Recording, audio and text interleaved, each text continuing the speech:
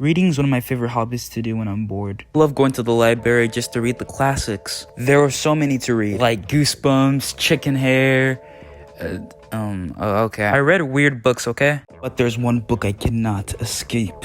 Every time I walk into the library and see the librarian, I just see it right in front of me and I can't help but read it. Yep, that being Diary of a Wimpy Kid. I remember when this book was just everywhere to have. Like, Diary of a Wimpy Kid was so popular, and it still is to this day. Or at least I think it is. But I've read a book that kind of compares to Wimpy Kid, and that book being Big Nate. I see these two actually kind of similar, so I thought, why not it be a fun idea to compare them, see who's a better person or better protagonist, because, you know, I just want to make a new playlist. So yeah, like always, make sure to hit that bell, support the channel, and let's get this video started.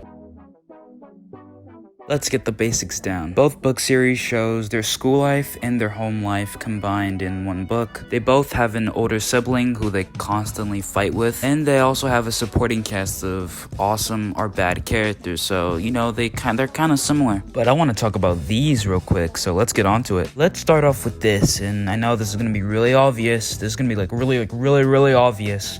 But Greg is a terrible protagonist. Not only is he a terrible protagonist, he's a terrible friend, son, brother, or anything. He's a whole sociopath. Basically, all Greg's stories are everything being progressively worse and worse for him until everything's quickly wrapped up by the end. When I mean quickly, I mean everything just in a whole freaking summary. Every time he does something rude to Raleigh, I just want to bust stuff in my room. I'm surprised Raleigh hasn't finished the job, but overall, bad person. Now, let's move on to Nate Wright. I just love Nate because he's such a funny and relatable character.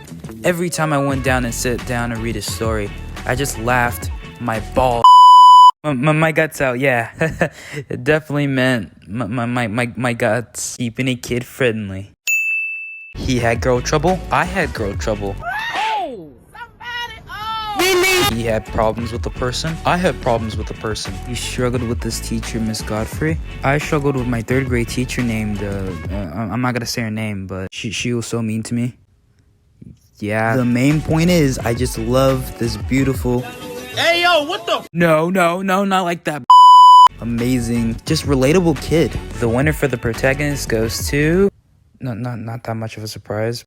So, Nate Wright. Oh my god. Always gotta have that one homie in the book. Your sidekick. The one who tells you not to do it. And you do it. The supporting characters can be like your homies or like someone in your school. Like, you just go up to them and just be like, yo. And boy, oh boy, do we have tons of supporting characters in Diary of a Wimpy Kid. Like Holly. She's so stupid. How can you confuse Greg with Fregley? Like, does he look like Fregley to you? Manny is a little brat. I don't like Greg, but even him, he doesn't deserve to be called a bubby. What is a bubby? This little brat think he can get everything? He is so spoiled. So annoying. Like, who would ever want a brother like this? I'm only 3 looking. Roderick is pretty cool. He's the best brother ever. I mean, sure, he can be a jerk sometimes, but he doesn't really get that much book time. The only book time he had was in Roderick Rules. Frank is a good dad. I totally understand why he does what he does. He just wants his son to stop playing that Fortnite. And Susan acts like how any mom would act, by ruining the fun out of you. Rowley's a little cringe, but he deserved better, man. Greg is a terrible friend. Oh! I'll say it again. Greg is a terrible friend. Good thing we got to learn about Greg in Diary of an Awesome Friendly Kid. Patty is so annoying in the books and movies, and Shrog and Fregley are just jokes. Diary of a Wimpy Kid supporting characters are kind of doo-doo, except for Roderick. Now, as of Big Nate's supporting character, they are a step up from Wimpy Kid. Unlike Greg, Nate actually goes outside and hangs out with friends who I can actually relate to. And what is he doing? Chilling in the stinky sewers. Although sometimes she annoys me, I understand why Jenny doesn't like Nate. The dude's a whole stalker. The best trio in a book series ever. Just so good. And Ellen and Nate are just classic siblings. And Nate's dad, he's just a classic dad. The rest of the characters are so relatable. Nate wins again at having better characters. Final showdown.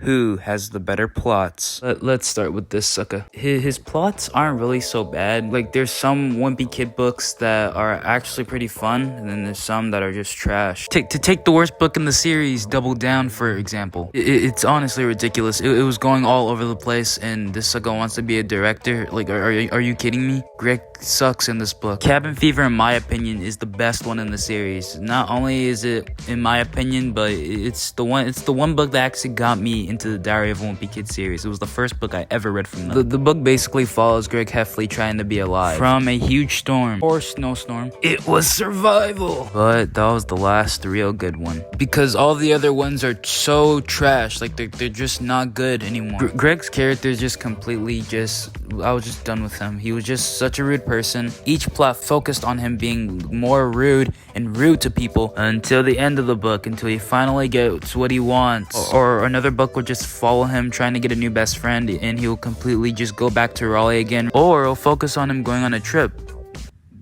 Yeah, that's just it. At least he tried to get a girl in the third wheel, but that messed up because that idiot thought she had chickenpox. But the main point is his plots are it's okay, but sometimes they can be lame, stupid, and annoying and repetitive, over and over and over and over and over and over and over and over and over 2,000 years later. And over again. Now, I've said this plenty of times, but Big Nate is just so relatable. So are his books. Every time I picked up that book, I just knew what I was expecting. Comedy. Now, to be honest, I haven't really read this book in a long time, so if I get anything wrong, then bear with me, please. To be fair, I do read Big Nate books. It's just some of the books, like, mixed together. You know what I'm saying? Sometimes I find a book, you know, like an actual book of Big Nate, and sometimes I'd find, like, another book of Big Nate, but there would be, like, silly comic strips in there. But for the main part, I'm just going to talk about, you know, my thoughts. A book will focus on Nate trying to pull a prank. Other books will follow him chilling with the homie. Francis, Teddy, just there's so many good characters. Chad. Others try to focus on him pulling a girl. I related to him because he got rejected. So did I. From what I remember now and then, Big Nate's plots were just so fun, relatable. I keep saying that word. Relatable and just so fun. Like, you're just a kid. What does Greg do? Tell you bad advice and whine about his everyday life. Sissy. That's what he gets. Big Nate has better plots. I'm sorry if I didn't explain this well. He just does. Like, I haven't read Big Nate in a long time, but what I've remembered from it, he just had good and amazing plots we did as kids. Normal middle school kids did. Our winner is Big Nate, y'all. Let me just end this video.